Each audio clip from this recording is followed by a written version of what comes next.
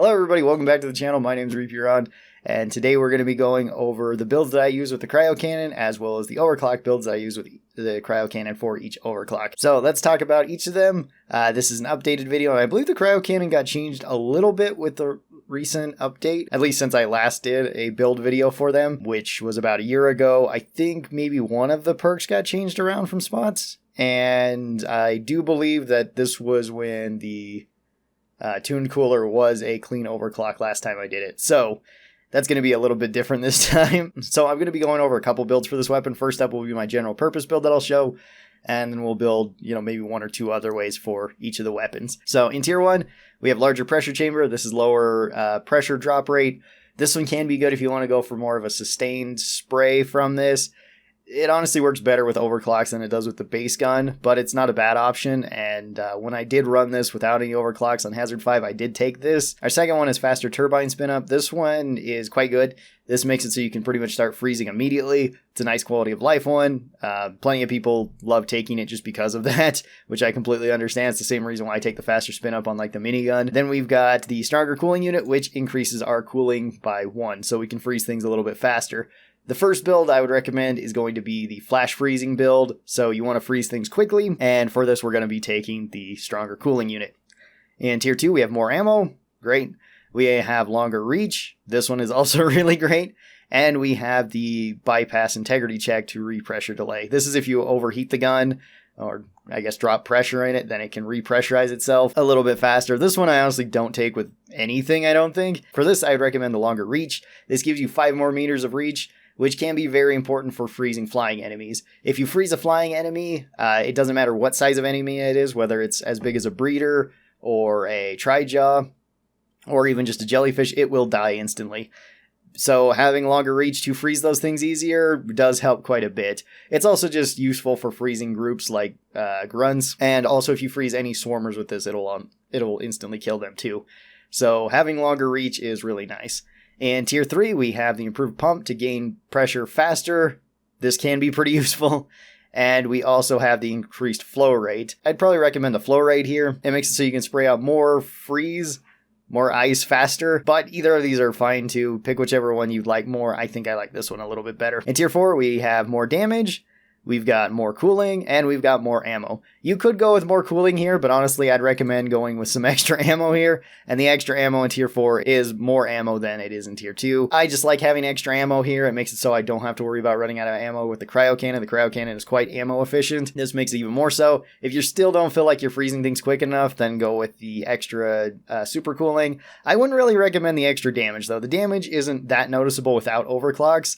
I don't really take it outside of certain overclocks, so I would say probably go with either the freezing or the extra ammo. In tier 5 we have fragile, where we can shatter enemies if they're frozen. There's a percentage chance of doing this. Or we have cold radiance, which can freeze everything around you.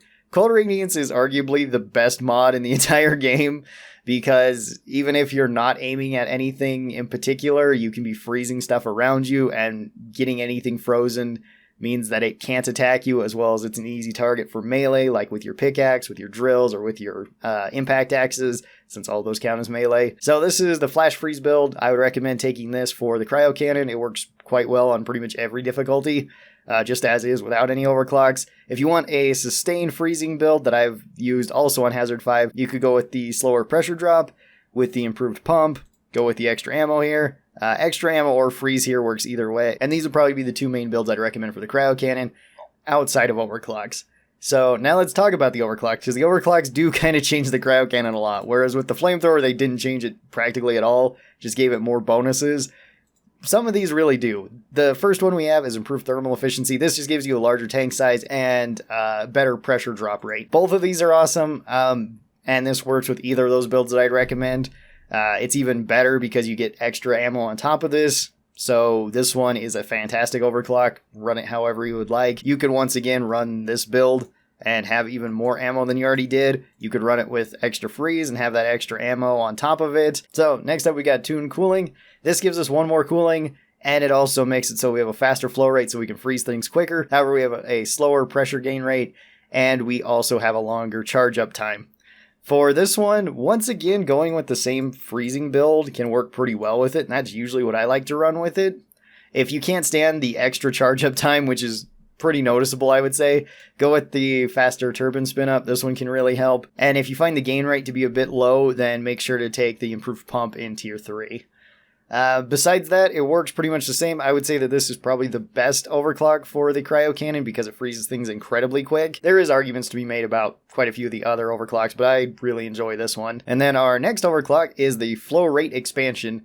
This one is an overclock that I don't really use all that much. This gives us a faster flow rate. It also gives us a higher drop rate percentage and a higher gain rate percentage. So our gun can overheat quicker than normal. However, it can freeze things faster than normal because of how quickly it can gain. This one's kind of odd. This one I usually go with more of a sustain build for, so I pretty much always take the tier 1 for the larger pressure drop rate. Outside of that, you can pick kind of whatever you would like. This, I think, lends itself more to a sustain build, so I usually go with this build here. I might go with Fragile with this one too, because of how long we have to hold our Cryo Cannon onto stuff. We can freeze things really quick if we want to build like this, but we can also go through fuel pretty fast too.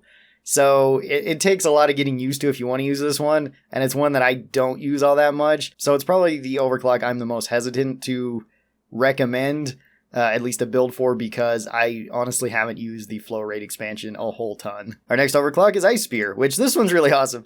This one does have a longer repressure delay, but that's the only downside it has. The upside it has is the Ice Spear. So when you hit your reload button, whether you're on controller or mouse and keyboard, it's the same. This fires out an Ice Spear that can do massive damage to anything that you hit directly with it, as well as AoE damage to everything around it. But then your gun is overheated and it has to repressurize.